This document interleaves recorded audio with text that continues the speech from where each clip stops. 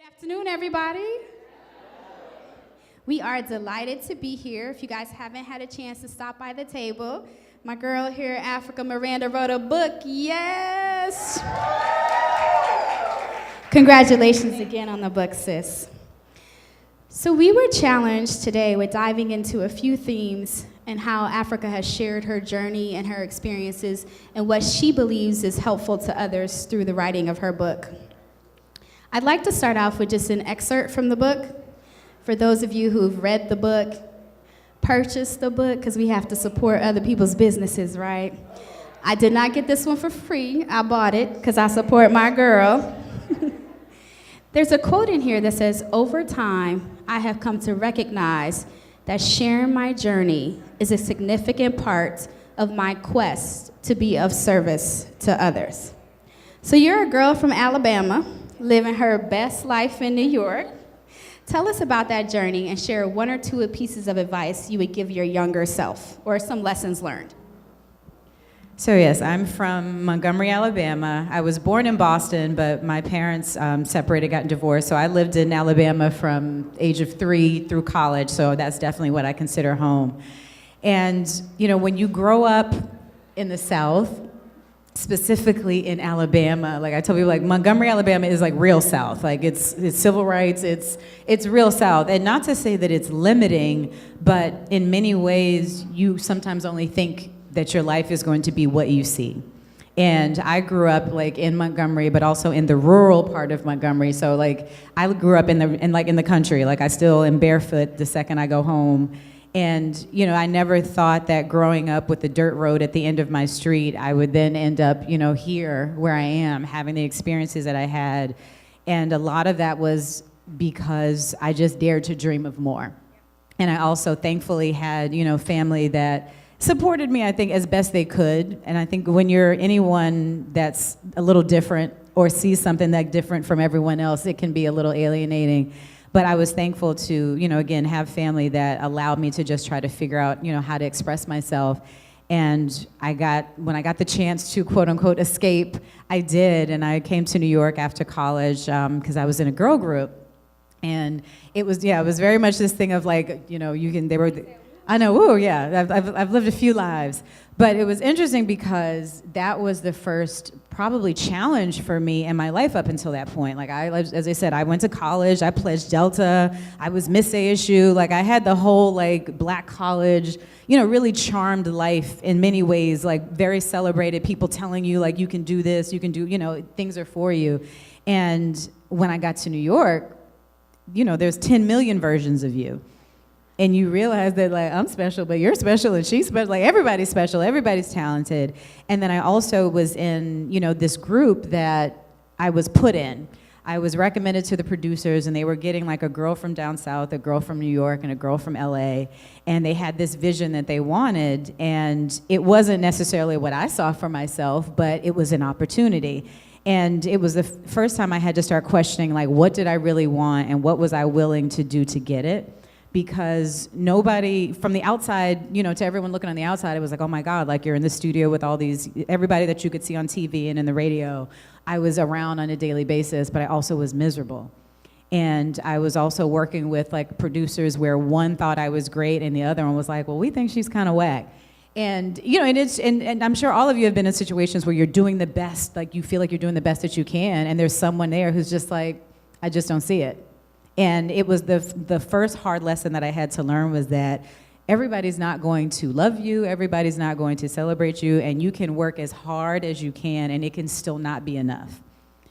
And the second lesson I would say that I learned in that situation was that I was stronger than I thought, because when, you know, the girl group came to pass and clearly did not go anywhere, I was still in New York, and I was either going to stay here in New York or I was going to, you know, pack up my few little bags and go back to Alabama. And I was like, well, we're not doing that.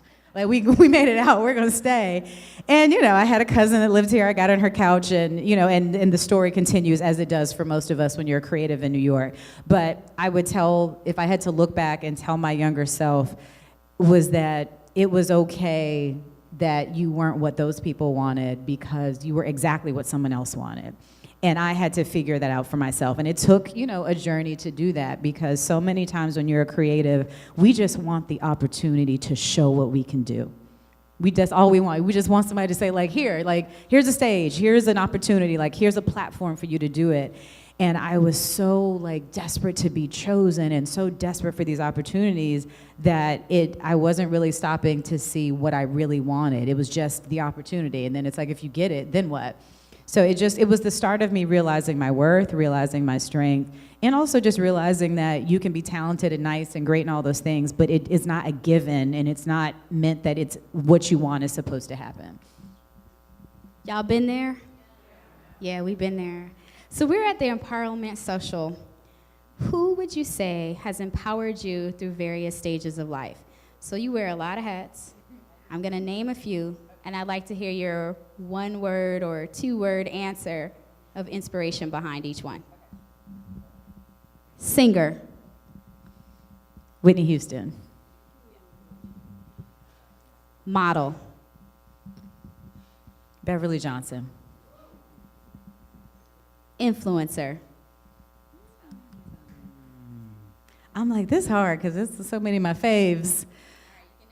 I'll give a few because they do different things. One is my dear friend Ty Alexander, Gorgeous and Gray, because she's so herself, and she doesn't worry about if she says something, if it's going to make her lose a brand or lose a follower.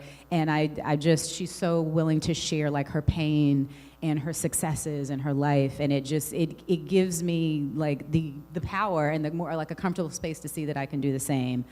Next would be, and she's here in this room, so I'm gonna put her on the spot. And while she's not an influencer in the traditional sense, Sabrina of Natural Partner in Crime.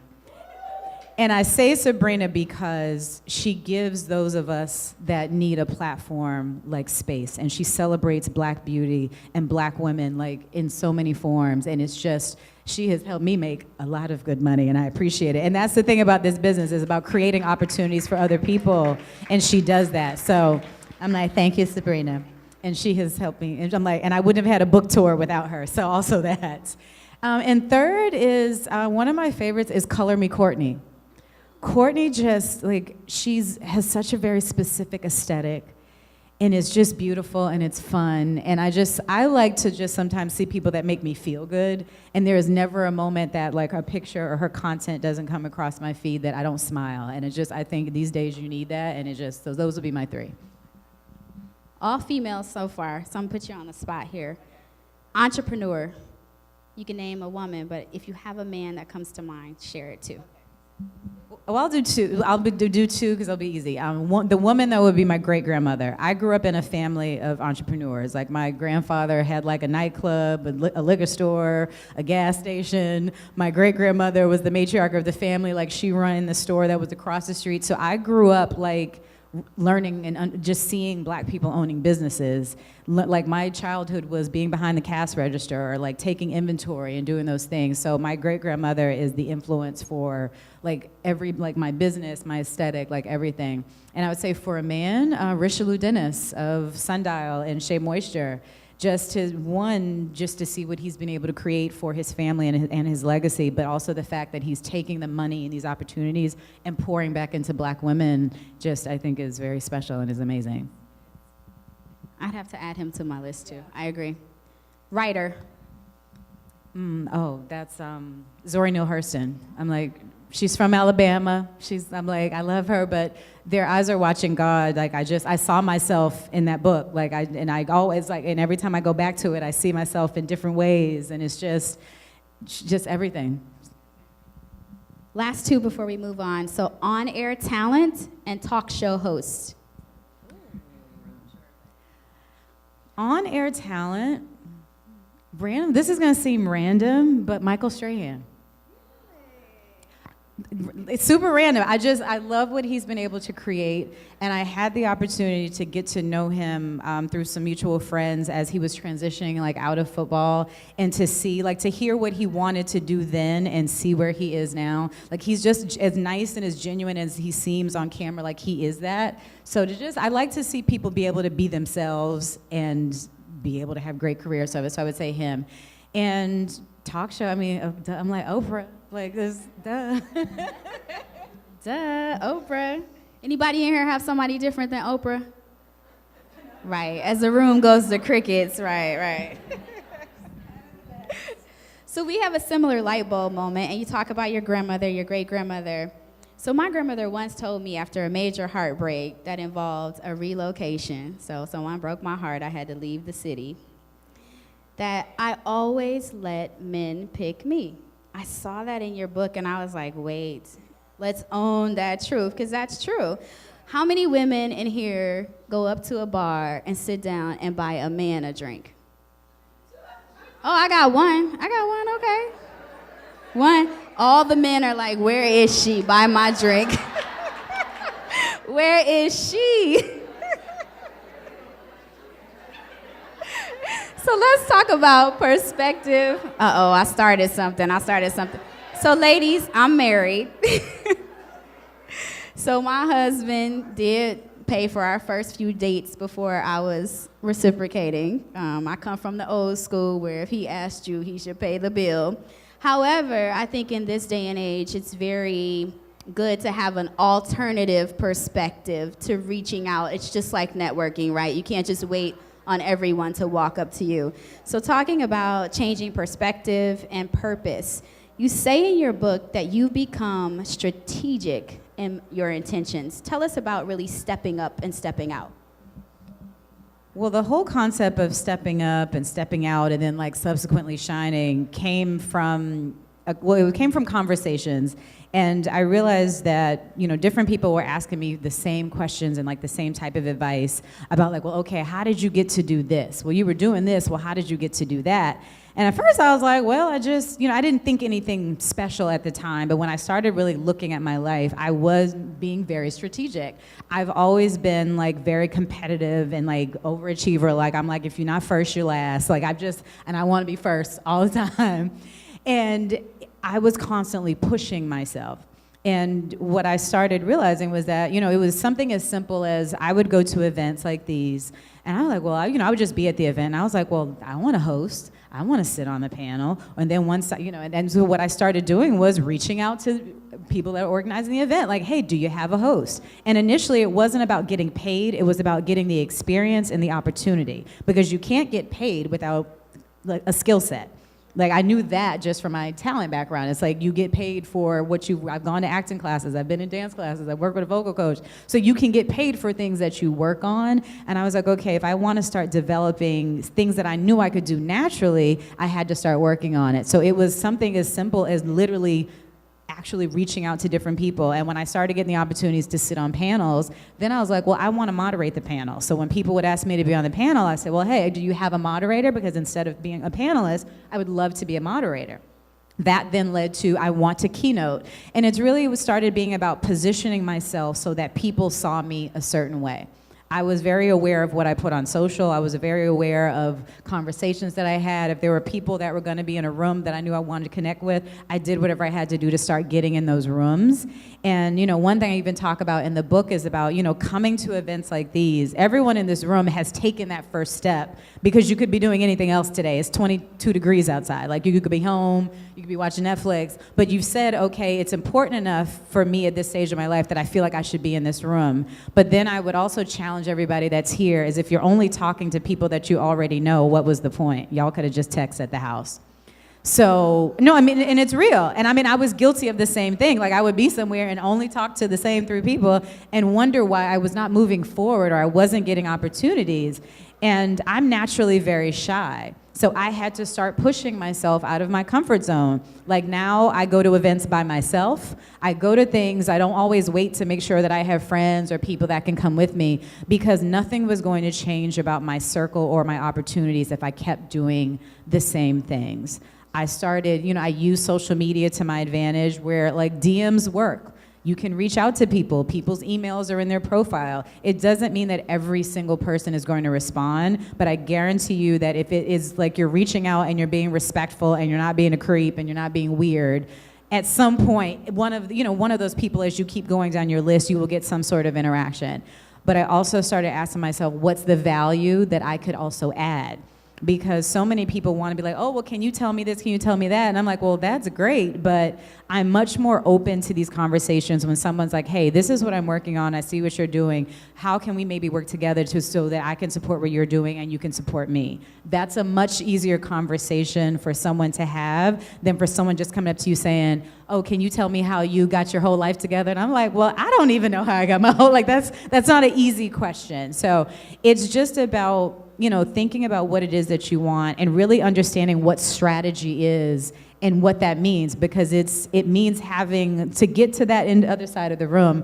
I can walk over the table, or I can go here, and then I can go there, and then I can go there, and I can have a plan. So nothing in my life has been by accident. It is the result of very strategic and extremely, extremely hard work. So we have a mutual person that we know, Myleek, and she talks about meeting people at least 3 times before asking them for a favor. So that's my advice to you guys this afternoon. And then the other thing I learned recently at another similar event to this was from Keisha Mabry of Hey Friend. She said, when you go to ask somebody for something for them to give you, make sure you have to get something from someone, make sure you have a give. So think of the give and the get strategy. It's very important in life. So I love this statement, just because you want it doesn't mean you're supposed to have it. You start off in chapter 4, and it leads into an experience, and more importantly, how you recovered from rejection. Why do you believe rejection is inevitable when we pursue our dreams? Well, if you're not being rejected, it means that you're actually not trying, because it's impossible. Like, anytime you are pushing past what your comfortability is or what your skill level is, there's no way that you can do it without getting rejected, because part of it means that you're not ready yet, but you have to at least start trying and building those new muscles and building those new skills to get there. Like, I do think that sometimes I'm a little more like, rejection still bothers me, but I think as an actress and as a performer, I get told no so many times. Like, I've gone on millions of auditions. If they don't call you, you didn't get it. And you just start to learn to separate it and realize that it's not always about you. But at the same time, there are some times where I had to own up to that I didn't get it because I was not as qualified and you were more qualified. Or I had not actually done as much work and I was getting by.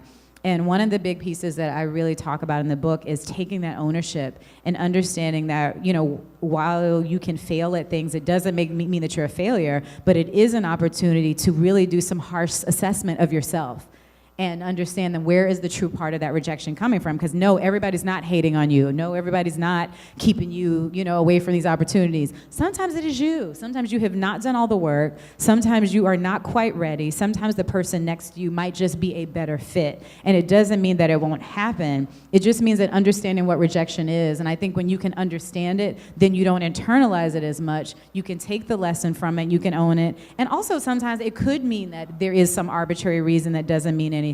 But you still have to put in the effort to keep putting yourself out there for those opportunities. Because again, if I don't get rejected at something, then I know that I'm absolutely not trying hard enough. Like, it's the two absolutely go together. So I think we'll get back to the emergency survival plan. You talk about resetting, and we're here at the Empowerment Social, and so many times we're in this rah-rah mode, and we leave here, and we go full on, and then we get depleted quick. Tell us one or more ways you reset and refocus. One very specific way, and it involves the thing that we all love and we're addicted to, is social media. And I'm just kind of coming off of a personal reset. Like, last year for me was a very busy and productive year, but it took a lot out of me. I was producing and releasing my show on Facebook. I had my book out. I have a beauty company. And by the end of the year, like, my birthday was Christmas Eve.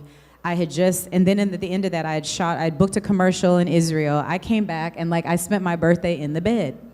And I was exhausted. And I almost couldn't even remember all the things that had happened. And I was like, okay, you've had one of the best years of your life and you almost can't remember.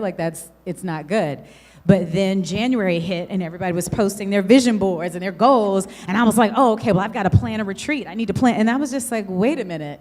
Like, I haven't even finished letting the things cook that I just put out. My book's only been out 2 months, but I was already, maybe I should start on the next book.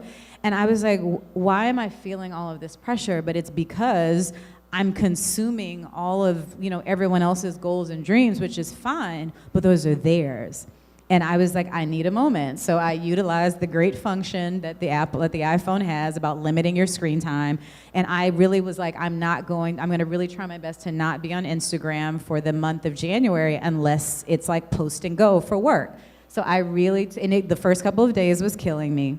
But I really just cut back, and I just was like, everybody, I'm not liking your post on purpose, but if it doesn't show up in the first 2 squares, like I'm not scrolling. And I just, within the first week, I just felt lighter. The next week I felt lighter and lighter and lighter. And it just, I needed time to reset. I needed to really digitally cleanse my palate and really sit in what I had accomplished and figure out, without the pressure of feeling like I needed to keep up with other people, own and enjoy the things that I had created. So for one of the main things for me is take a step back. The world's not going to end if you don't see what everybody has posted that day, or you're not going to lose all your followers if you don't post every time on the hour, like that app that tells you when you should post, when you're going to get the most likes. It starts being this thing where we're tied to it, and it really does, to me, it sucks the life out of you, and it really can skew your creativity, because it starts not necessarily being about the art or the beauty of what you're creating or the story you want to tell, but it starts being about the result. And any time that you're doing anything just for the result, whether it's money or attention or whatever, it's not sustainable, and it ends up, honestly, I think, taking the joy out of what you probably went there in the first place to do. So because we're talking about wellness and being intentional and manifesting our purpose and our passions, before we turn it back over and hear from the audience, I'd like to ask you a few questions you actually posed to the readers of your book. What makes you happy? I am happiest, and this is easy because I just experienced this last weekend. I'm happiest when I see the people in my life and that I love, for lack of the phrase that everybody's killing everybody, but living their best life. One of my dearest friends of 16 years got married this past weekend, and we had been through the good guys, the bad guys, the worst guys, and to see our group together, celebrating her and how happy she was, it filled me up in a way that's more than a project or a check could do. Because when you see people that you love, receiving the things that they deserve, it reminds you that you can have it too. And just that those are the things that are real and that are tangible. And and in that moment, there was nothing that I couldn't be more happy than I was in those moments. So that's when I honestly feel the happiest. Weddings do that. So much fun. So quick answer, biggest fear? That I don't slow down, because I push myself very hard, and I sometimes can't accept when something is enough, and my challenge is always to slow down. What gives you energy, and what more would you like to accomplish?